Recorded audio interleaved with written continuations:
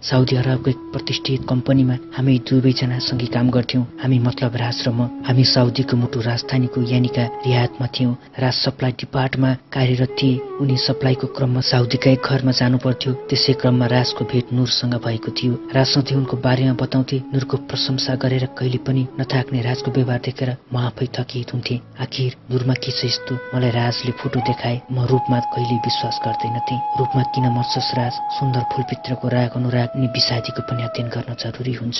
हुन त तेरो रोजाइ नराम्रो त हुन सक्दैन, तर पनि होस् गर राज। यहाँको कानुन तैँले सुनेको छैनस्। मेरो विशाल मायामा ज्यानै दिन परे पनि म तयार छु। उनले दिएको यति माया नै मेरो जिन्दगीको पूर्ण खुसी बन्नेछ। हेरौँ जे लेखेको छ यो भाग्यमा त्यही हुनेछ। मलाई यही मर्न लेखेको छ भने म पराईकै माटोमा मरौँला। हो, मलाई मेरो स्वच्छ पशुपतिमा ठाउँ नमिल्ला। बागमतीको पानीले चुकिन नपाइएला, चन्दनसँग जल्ने नपाइएला। तर मायामा दिएको ज्यान कहाँ खेर जान्छ र विशाल? हुन त म अभागी ठहरिनेछु विदेशको माटोमा पुरिँदा, तर पनि माया भनेको माया हो। नेपाल रहँदासम्म कोही कसैमा आँखा नपरे पनि यहाँ उनीमा आँखा पर्नु मेरो भाग्यको खेल हो विशाल।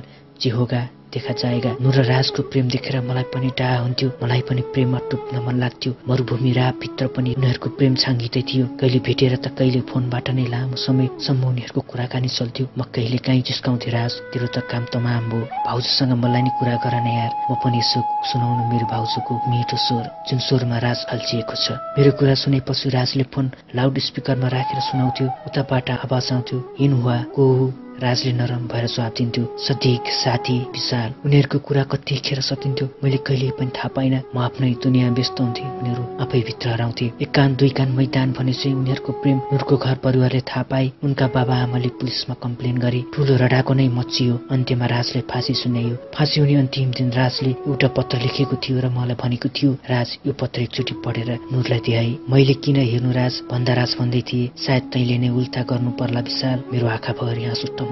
म डाको चुडेर रुन पनि सकिरहेको थिइनँ, तर राजको आँखामा पनि डर त्रास पीर भनेको पटक्कै थिएन। राजको पत्र लिएर म राजसँग अब अन्तिम पटक भेटेर फर्कदैछु भन्ने थाहा हुँदो मेरो मुटुले ठाउँ छोडिरहेको थियो। मैले भगवानलाई लाख लाख बिन्ती गरेँ, तर पनि भगवानले राजलाई बचाउला जस्तो लागेन। म मन कठोर बनाउँदै गाडी समाएँ र आफ्नो गाडी स्टार्ट गरेर अपारसम्म आएँ। मैले हतार हतारमा राजको पत्र खोलेँ अनि पढ्न थालेँ। पत्रमा यस्तो लेखिएको थियो, मेरी नुर जुनी जुनी जिउनु ल, तिमी त अन्तिम पटक भेट्न पनि आइनौ, तर पनि मलाई दुःख मन छैन, किनकि म तिमी जन्मेको माटोमा हाम्रो माया विसर्जन गर्दैछु। तिमीले देखेको सपनाको महलमा म जिन्दगी विसर्जन गर्दैछु। भेट्दा कुरा गर्दाको तिम्रो व्यवहारले म तिमीमामै समर्पित हुन्थे। अनौठो सपना देख्थे, तिमीलाई मेरो सिमली बुवा उड्ने गाउँमा लगेर कोइलीको सुरसँग दोहोरी खेलाउने ठुलो दुःख थियो। तिमीलाई थाहा छ नुर, मेरो घर पहाडमा छ, प्रकृतिको धनी मेरो गाउँ छहरा पहरा लहराले भरिपूर्ण छ। तिमीलाई थाहा नै छ होला, पढेकी पनि तौली, म त सगरमाथाको देशको मान्छे। तिमीलाई सगरमाथा घुमाउने रहर त रहरै भयो नुर, तर पनि मेरो ठम्मै छ। त्यहाँको प्राकृतिक सौन्दर्यहरू तिमीलाई देखेर मोहित हुने थिए। कोइलीले आफ्नो स्वर निकाल्नु पहिले तिम्रो स्वर सुन्न चाहन्थे अनि म तिम्रो हात समाएर सबैको सामु भन्थे, आन हे इन्त नुर,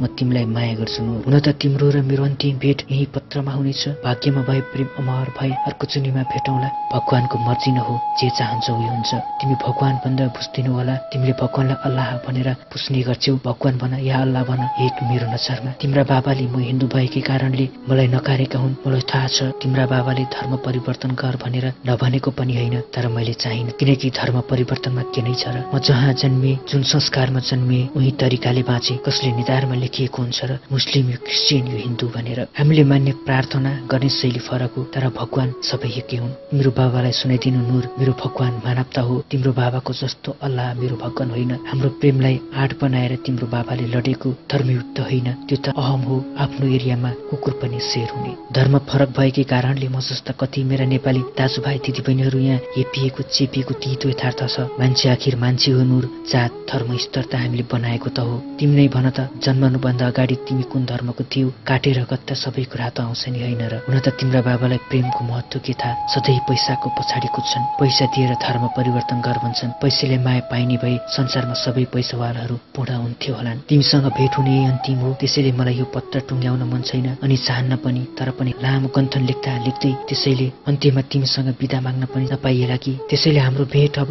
सक्नुपर्छ। मैले यो बेग रोक्नुपर्छ। मैले जुन बेगमा म भावना पोखिरहेको छु, आई हक ला अल्लाह या नूर मासलाम राज। यसो गर्दै उसले पत्र अन्त्य गरेको थियो। दाइ के छ हो आजको हट न्युज? म जसँग भए सँगै काम गर्ने भाइ रहेछ। के छ दाजु सुनाउन त। हामी पनि नूरले आत्महत्या गरिछ यार। को नूर? राजकी नूर क्या? यतिका पछि किन आत्महत्या गरिन् त थाहा छैन यार। मैले केही थाहा पाउन सकेको छैन। अब पत्रिका पढ्न जानेको भए पो एकछिन है मेल आएको रहेछ। अफिसियल होला। मेल नयाँ ठेगानाबाट आएको थियो। मैले अलमलदै खोलेँ। अरबीमा लेखिएको भएर मैले पढ्न जानिनँ र कुञ्चनलाई भने यार भाइ कसरी पढ्ने यो मैले अरबीमा छ त। उसले हाँस्दै भन्यो यार दाइ हजुर पनि नेटबाट ट्रान्सलेट गर्नु न। यो जमानामा पनि यति कुराको के चिन्ता। मैले आज खासै सोच्न सकिरहेको थिइनँ अनि हो त नि है भन्दै ट्रान्सलेट गरेर पढ्न थालेँ। इमेलमा लेखिएको थियो नमस्ते देवर बाबु सन्चै हुनुहुन्छ? मैले राजको बारेमा आज मात्र थाहा पाएँ। मलाई फोन नेट सबैतिर बन्देज लगाइएको थियो। आज मात्रै सब थोकबाट फुकुवा गरिएको हो। मलाई मेरो साथीले एउटा भिडियो हेर्छस् भनेर दिएको थियो। त्यो भिडियोमा राजलाई झुन्ड्याएर मारिएको रहेछ जुन कुरा मैले सहन सकिनँ। भिडियो हेर्नु लगत्तै राजको पत्र पनि पाएँ। उहाँसँग मैले पनि पत्रमा भेटेँ। विशाल बाबु हजुरहरूले त मलाई निष्ठुरी सोच्नु भएको होला त्यसैले मैले हजुरलाई मेरो बारेमा भन्न एउटा पत्र मेलको सहारा लिएँ। म निष्ठुरी होइन विशाल बाबु। मैले पहिलोपटक कसैलाई प्रेम गरेको थिएँ त्यो त राज थियो अनि गरेछु। त्यो पनि राजलाई सत्यता थाहा नपाउँदासम्म त राजसँग भेट्ने आश जिउँदो थियो। तर सबै थाहा पाएपछि मैले जिउनुको अर्थ देखिनँ। म मेरो जिन्दगी अब अरूको नाम कसरी गरौँ विशाल बाबु? म मेरो जिन्दगी अब अरू कसको नाममा गरौँ विशाल बाबु? मेरो आमा बाबा चाहनुहुन्छ म अरू कसैसँग विवाह गरौँ। तर राजलाई सुम्पिएको मेरो मन म कसरी जिउँथे? मरेरहरूलाई सुम्पँदै राजको मायाले अपहेलना गरौँ। त्यसैले मैले आत्महत्या गर्ने निर्णय गरेँ। मैले गल्ती त गरिनँ नि है विशाल बाबु। मैले हजुरलाई नदेखे पनि हजुरको बारेमा राजकोटबाट सबै सुनेको छु। त्यसैले हजुरले निर्दोष ठान्नुभयो भने म राजलाई ऊ गएको ठाउँमा गएर मेरो मायाको सर्जिम पक्ने हजुरलाई देखाउन सक्नेछु। मलाई माफ गर्नु ल विशाल बाबु। उही हजुरको हुन नसके कि हजुरले फोनमा जिस्काउने हजुर कि पाउँछु नूर। साउदीको हरेक पत्रिकामा नूरको आत्महत्याभित्रको एउटा क्याबिनमा कम्प्युटरमा विस्तरण थिएँ।